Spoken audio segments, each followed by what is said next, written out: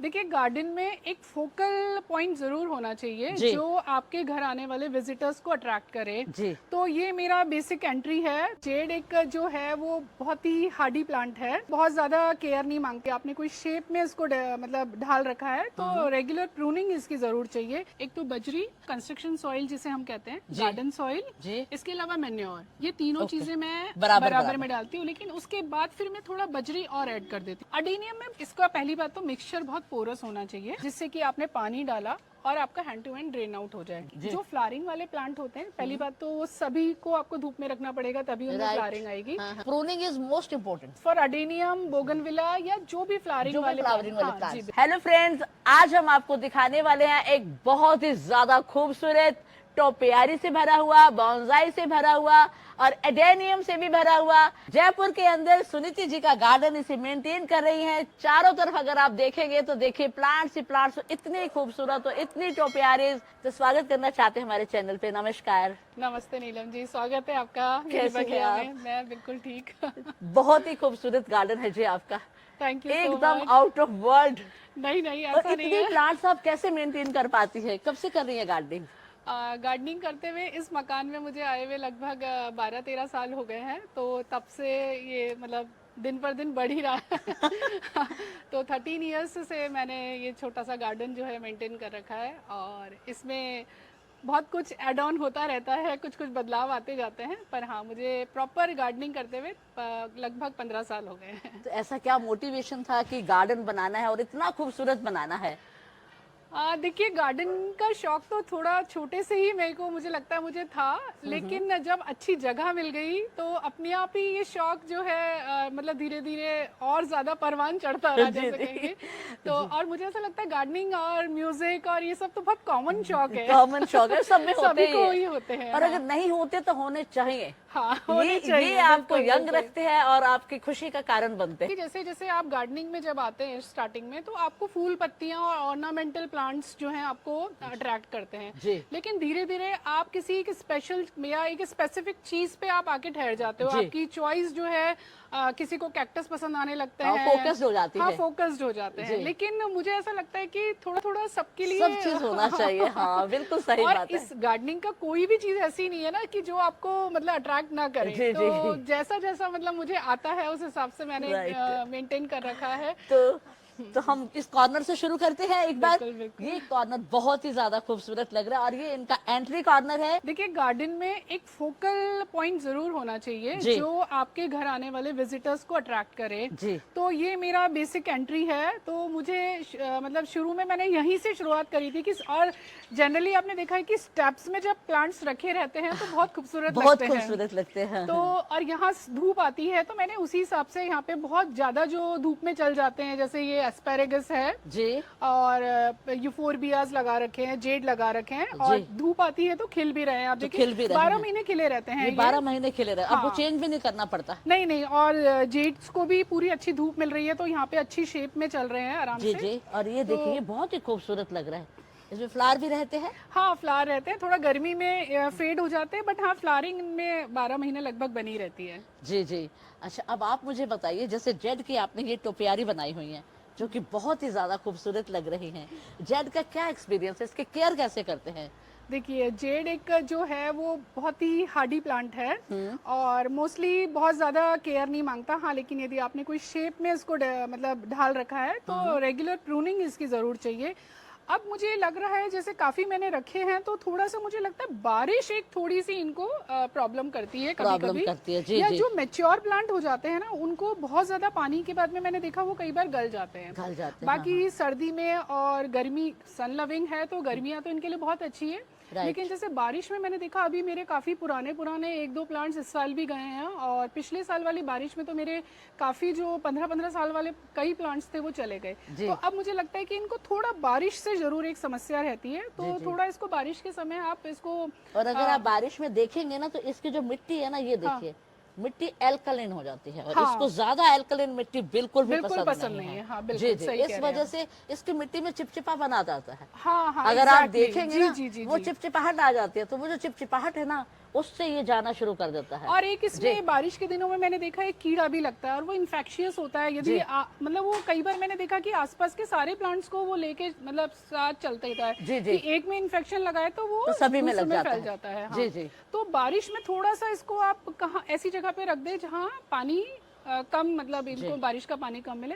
Otherwise बहुत अच्छा। तो आप इसको हाँ, दे भी सकते हैं। ट्राइकोडर्मा भी दे सकते हैं। हाँ, जी, ऐसा जी। थोड़ा बहुत मैं देती हूँ, लेकिन मुझे बहुत ज्यादा ये चीजें डालने जेड और ये जो अडेनियम से मैं इनमें भी कोई बहुत ज्यादा मैन्योरिंग वगैरह नहीं एडेनियम करती एक बार हूँ। दिखाइए। सिर्फ बेसिक जो मेरा ये इनका मिक्सचर है तभी मैं इनके अंदर थोड़ा सा जो मैन्योर मिक्स करती हूँ। बाकी बहुत लोग खूबसूरत। जैसे एनपीके डीएपी वगैरह डालते रहते हैं, हाँ। मैं बहुत ज्यादा कुछ नहीं डालती हूँ। ये वेरी नाइस। सिर्फ अच्छा, हल्दी। अच्छा मैन्योर का भी काम करती है। हल्दी, ये मैन्योर का भी, आपका खाद तक का काम, क्योंकि वो जड़ है, अच्छा, ओके। वो एक ऑर्गेनिक खाद का भी काम करती है। अच्छा, और अच्छा। बहुत ही सबसे बढ़िया फंजीसाइड है वो। Very nice. हाँ, और फंगीसाइड तो है ही। फंजीसाइड के साथ साथ वो जड़ों को मजबूत रखता है। हाँ, अच्छा। जब जड़ें मजबूत रहेंगी तो आपके प्लांट को कुछ भी नहीं होगा। Very nice. ये आप आपने उसे अच्छा क्या बताया। गर्मियों के अंदर ये कर सकते हो कि हर 1 महीने के बाद हाँ। आप पानी में घोल दीजिए आधा चम्मच। अच्छा, मतलब आप 5 लीटर पानी में 2 चम्मच ही घोल दीजिए सिर्फ, अच्छा, अच्छा, और आप थोड़ा थोड़ा करके सारे प्लांट्स को दे दीजिए और स्प्रे भी कर दीजिए। अच्छा। Very nice. जी, ये जी। चलिए मैं ये बिल्कुल करूंगी। आपने जी, बहुत जी। अच्छी चीज बताई। जो मैं करती हूँ, मतलब अच्छा, मैं गुड, इसके गुड। अलावा और कुछ नहीं करती। साफ मैं यूज करती हूँ सिर्फ और सिर्फ एडेनियम के लिए। अच्छा, ओके। इसके अलावा मैं साफ कभी भी यूज नहीं करती। अच्छा, मिट्टी कमाल किया, तो क्या है इसमें? देखिए इसमें रेशो क्या है? हाँ। रेशियो मेरा ये रहता है कि इसमें एक तो बजरी, कंस्ट्रक्शन सॉइल जिसे हम कहते हैं, जी। गार्डन सॉइल, जी। इसके अलावा मैन्योर, ये तीनों ओके। चीजें मैं बराबर बराबर बराबर। में डालती हूँ। लेकिन उसके बाद फिर मैं थोड़ा बजरी और ऐड कर देती हूँ। आप जी, देख ही रहे हैं जैसे। एडिशनल। हाँ, हाँ, बजरी एडिशनल ज्यादा। की आपको ये दिख ही रहे होंगे जी, ऊपर। ये जी, जो जी, है जी। ये हमारे यहाँ की जो कंस्ट्रक्शन सॉइल जो आती है जिसे हम जी। बजरी कहते हैं। अडेनियम में देखो बारिश, इसका पहली बात तो मिक्सचर बहुत पोरस होना चाहिए, हाँ, हाँ। जिससे कि आपने पानी डाला और आपका hand to hand drain out हो जी। जाए। और जो पॉट में जब हम इसको डाल रहे होते हैं तो ये हमें ध्यान रखना पड़ता है कि 1/4 जो है वो आपकी ये जो पुराने कोई गमले हों टूटे या हुए। मटके हों, हाँ। उनके जो मतलब उनको छोटे छोटे पीसेस में आप तोड़ लें और उससे आप एटलीस्ट 1/4 आप इसको भर दें। अच्छा, 1/4 भर दें। 1/4 भर दीजिए। ठीक है। फिर उसके बाद में मिक्सचर मैंने आपको बताया ही जी, कि जी। आपका कंस्ट्रक्शन सॉइल, गार्डन सॉइल जी। और मैन्योर, जी। इनको आप चाहे तो इसमें कोकोपिट भी डाल सकते हैं। जी, जी। और सिंडर भी आजकल बहुत लोग यूज कर रहे जी। हैं। है इसमें थोड़ी बहुत सिंडर भी है। हाँ, हाँ। तो वो मिक्स डाल के, और मैंने बताया कि 1/4 आपको इसको ठीकरियों से और इन सब से भरना है। जी। बस मतलब मिक्सचर इसका हमेशा पोरस होना पोरस चाहिए। होना चाहिए, बस। चाहिए। पानी और रुकना नहीं चाहिए। बिल्कुल। और बारिश के समय आप इसको पूरा मिट्टी से टॉप अप कर दें। ओके। उससे क्या रीजन क्या रहेगा कि जैसे सपोज कीजिए बहुत लगातार बारिश आ रही है तो पानी भरा हुआ नहीं, इसके मौसम में आप इसको पूरा टॉप अप कर दें। ओके। ये अभी भी देख रहे हैं आप, मैंने काफी कम कम स्पेस आप देख ही रहे होंगे कि जी, बहुत जी, ज्यादा वो स्पेस बह गया होगा वो तो हाँ, बरसात और में। मैन्योरिंग रेगुलर तो मैं कुछ नहीं करती हूँ। जी। कभी कभी आप इसमें डीएपी और एनपीके डाल सकते हैं। ओके। एनपीके का स्प्रे और डीएपी के दाने जो हैं आप इसके रिंग के अच्छा, आसपास डीएपी के दाने दीजिए। डाल सकते जी हैं? बिल्कुल। कितने दिन के बाद? वैसे तो देखिए लोग तो 15-15 दिन में, एवरी ब्लूम के बाद तो आपको देना ही चाहिए। अच्छा, एवरी ब्लूम के बाद देना चाहिए। जी। ओके। तो नेक्स्ट ब्लूम को एंकरेज करता है ये। Okay, okay. और जल्दी भी आएगा और Right. थोड़ा ज्यादा आएगा। अच्छा मतलब प्रोफिस जी। ब्लूमिंग होगी।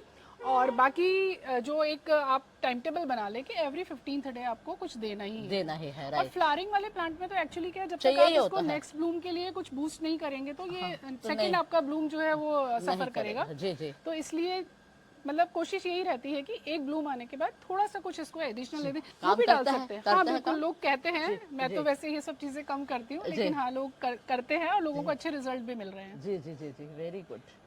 और इसके अलावा इसको आप प्रूनिंग कब करते हैं?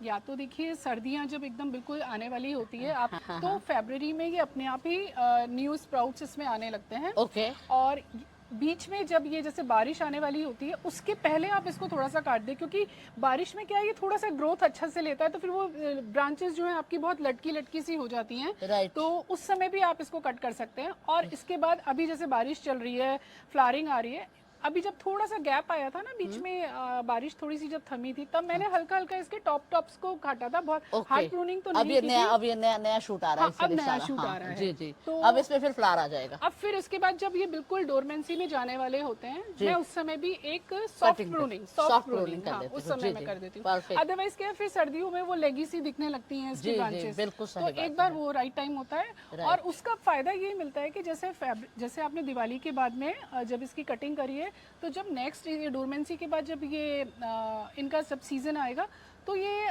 मतलब बिना लीव्स आए इनमें फ्लावरिंग आना शुरू हो जाती है। क्या बात है। तो बेहतर सबसे बेस्ट टाइम यही रहता है कि डोरमेंसी से जाने से पहले आप इनकी हार्ड प्रूनिंग हार्ड प्रूनिंग कर दीजिए। और अभी जब जब आपको मौका मिले, एक ब्लूम के बाद में भी कटिंग करनी होती है, लेकिन उस समय अपने को थोड़ा मौसम का ध्यान रखना पड़ता है। यदि बारिश आने वाली है तो उस समय थोड़ा आपको हाथ को मतलब रोकना पड़ेगा। अदरवाइज हर ब्लूम के बाद थोड़ा सा आप कट कर देंगे तो नेक्स्ट ब्लूम बहुत अच्छा आएगा। राइट साइड में भी इन्होंने बहुत ही खूबसूरत, ये देखिए बहुत ही खूबसूरत हर तरह के प्लांट्स लगाए हुए हैं। लेफ्ट साइड में एडेनियम था आपको दिखाया, और ये कॉर्नर हमने आपको दिखाया जिसमें जेड है, यूफोरबिया है। तो देखिए लेफ्ट साइड में बहुत ही खूबसूरत लग रहा है, और राइट साइड में भी अगर आप देखेंगे हमारे तो बहुत ही ज्यादा खूबसूरत एक जैसे प्लांटर। एक्चुअली मेरा ड्राइववे वैसे तो काफी स्पेशियस है, लेकिन पहले मैंने जब स्टार्टिंग करी थी तो मैंने ऐसे स्टेप्स में रखे हुए थे जी। तो गाड़ी वगैरह जब यहाँ पे पार्क होती है, क्योंकि ड्राइववे है ये, तो दिक्कत आती थी। मतलब पौधे जो है इस गाड़ी के दरवाजे से टकराते थे। तो फिर मुझे लगा कि इसको इसमें मतलब ऐसे उसमें रखेंगे तो स्पेस कम ले रहा है और हर प्लांट का जो है व्यू नजर आ रहा है। व्यू नजर आ रहा है, बहुत ही ज्यादा खूबसूरत लग रहा है, क्योंकि आपने थोड़ा सा इसको बड़ा भी कर दिया है ना, इसलिए इसकी विजिबिलिटी आपकी अच्छी हो गई है। मैंने इसकी जैसे नॉर्मली आपका एक प्लांटर आप रख रहे हैं तो 7 या 8 इंचेस आपका प्लांटर होता है, फिर उसके अंदर 10 से 12 इंच आपका पौधे का जो हाइट होता है वो होता है। तो उन दोनों को मेजर करके ही मैंने इसमें बीच में जो गैप दिया है और इधर की स्पेस के हिसाब से। राइट, बहुत ही अच्छा लग रहा है। और इसमें भी आपने पहले तो एडेनियम्स लगाए हुए हैं, एक बार देखें। हाँ, शुरू में एडेनियम्स है क्योंकि यहाँ पूरे टाइम धूप रहती है, अभी भी है। अच्छा, एडेनियम है, फिर आपका ये हुआ कनेर हो गया, और ये है अपना बोगनविला। तो बोगनविला के लिए ज्यादा फ्लावरिंग के लिए क्या करते हो? बोगनविला भी बहुत अच्छा पौधा है, मतलब इतना आप साल में कम से कम 5-6 बार इसमें ब्लूम ले सकते हैं। जी। तो और सन लविंग है, क्योंकि यहाँ मेरे बहुत धूप आती है इसीलिए यहाँ रखा हुआ है। सबका सेम एक वो चलता है, जो फ्लावरिंग वाले प्लांट होते हैं, पहली बात तो वो सभी को आपको धूप में रखना पड़ेगा तभी उनमें फ्लावरिंग आएगी। और दूसरा, हर ब्लूम के बाद वही आप इसको कुछ थोड़ा सा वर्मी कंपोस्ट दे सकते हैं। हाँ, वर्मी कंपोस्ट दीजिए, और भी केमिकल वाले भी लोग यूज करते हैं वो दीजिए, और थोड़ी थोड़ी कटिंग। अच्छा, थोड़ी थोड़ी यहाँ से प्रूनिंग। हाँ, तब ये शेप में भी हर ब्लूम के बाद आपको प्रूनिंग करना जरूरी है, क्योंकि नया शूट्स आएगा उसी के संग बडिंग लेगा, उसी के साथ ही बडिंग लेगा। जी जी, तो pruning is most important. Yes for adenium, bougainvillea या जो भी फ्लावरिंग वाले प्लांट्स। जी बिल्कुल। टिप्स आप उसके हल्के से हाथ से भी तोड़ सकते हैं। जी जी, ऐसे तोड़ सकते हैं। अच्छा, तो बोगनविलिया का आपने बताया प्रूनिंग इज मस्ट। यस। तो इसका क्या रीपॉटिंग भी कभी करते हो? हाँ, रूट बाउंड हो जाते हैं कुछ समय में, तो कई बार ये मर भी जाते हैं इस चक्कर में। तो इसकी समय समय पे 2-3 साल में एक बार। 2-3 साल में एक बार। जी जी, नहीं तो गमला बड़ा कर दोगे तो फिर रूट बाउंड क्या होना है? गमला बड़ा कर देंगे, लेकिन ऑलरेडी जैसे इससे बड़े में नहीं जाएगा तो फिर आप कर दो। हाँ, रूट बाउंड हो जाते हैं। हालांकि बोगनविला में रूट्स पॉट वाले प्लांट में थोड़ी कमी रहती है, बट फिर भी रूट बाउंड हो जाते हैं। जी, और ये तो अपना बरसात का सिग्नल देता है। हाँ, ये बिल्कुल इसको मतलब इसमें यदि फ्लावरिंग या बडिंग हो रही है तो आप ये समझ लीजिए 24 आवर्स में पहले या बाद में आसपास भी कहीं बारिश होगी तो ये बारिश का इंडिकेशन देता है। क्या सिल्वर टेक्सास, कुदरत ने कमाल कर रखा है। कुदरत, हाँ बिल्कुल, सीरियसली। जी जी। और उसके बाद आपका हो गया सारा सेंसिवेरिया सेक्शन। हाँ, ये पूरा सेंसिवेरिया सेक्शन है। जी जी जी, बहुत ब्यूटीफुल है ये बॉन्सेल सिलेंड्रिका है। तो ये जैसे अब आपके पड़े हैं, आपको नहीं लग रहा ये आपका तोड़ देगा? हाँ, ये इसकी रूट्स से ये कई बार टूट जाता है, तो मैं थोड़े थोड़े निकलवा देती हूँ। ये देखिए, पर अभी के इसका जो शेप है ना पॉट का, इसमें से निकल नहीं पा रहे हैं। तो जब टूटेगा तब इसको नए में शिफ्ट करना पड़ेगा। अच्छा, ये टूटेगा उसके बाद ही शिफ्ट होगा। तो इसलिए इतने ज्यादा भरने की जरूरत नहीं होनी चाहिए। हाँ, थोड़े थोड़े जब ये बढ़ने लगे और इसके जब न्यू शूट्स आने लगते हैं तो आप इसको थोड़ा थोड़ा निकाल के, और वो जो नए आ रहे हैं आपके, वो दूसरे पॉट में डाल दीजिए। अदरवाइज ये आपके प्लांट जो पॉट है उसको तोड़ देता है। ये पेंसिल कैक्टस कहलाता है जी। इसको फायर स्टिक्स भी बोलते हैं। जब बहुत गर्मी होती है, धूप होती है, तो ये इसके जो टिप्स हैं बिल्कुल रेड हो जाते हैं, तो इसको फायर स्टिक्स भी बोलते हैं। वैसे पेंसिल कैक्टस है। और ये चंपा है, इसके जो व्हाइट एंड पिंकिश से फ्लावर आ रहे हैं आप देखिए ऊपर। जी जी, तो इसमें बहुत अच्छी खुशबू भी है। ये वाली जो वैरायटी है इसमें बहुत अच्छी खुशबू है। और एक जो ये इस तरफ जा रहा है, इसमें रेड फ्लावर आता है।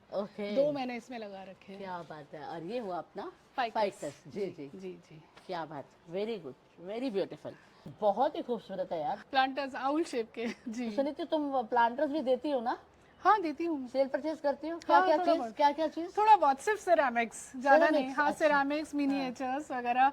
एक्चुअली क्या है, ऐसा मैंने कुछ मतलब सोच के नहीं किया था, लेकिन जैसे क्या है, आप अपने गार्डन को करते करते आप मतलब सारा कुछ मैंने लगभग कर ही लिया, तो अपने आप ही ऑटोमेटिकली मैं इन चीजों में आ गई। ऐसा कोई जी। प्लान मेरा नहीं था, और ना मुझे ऐसा कोई बहुत ज्यादा और ये तो आता है। इसके क्या है, कई सारे फायदे हैं। एक तो आप गार्डन कम्युनिटी से अपने आप ही जुड़ जाते हो, जो कि आपका एक अपना शौक है ना। और आप अपने लिए कब तक करते रहोगे, तक क्योंकि करते रहोगे, पूरा मैंने लगभग कोई जगह खाली छोड़ी नहीं है।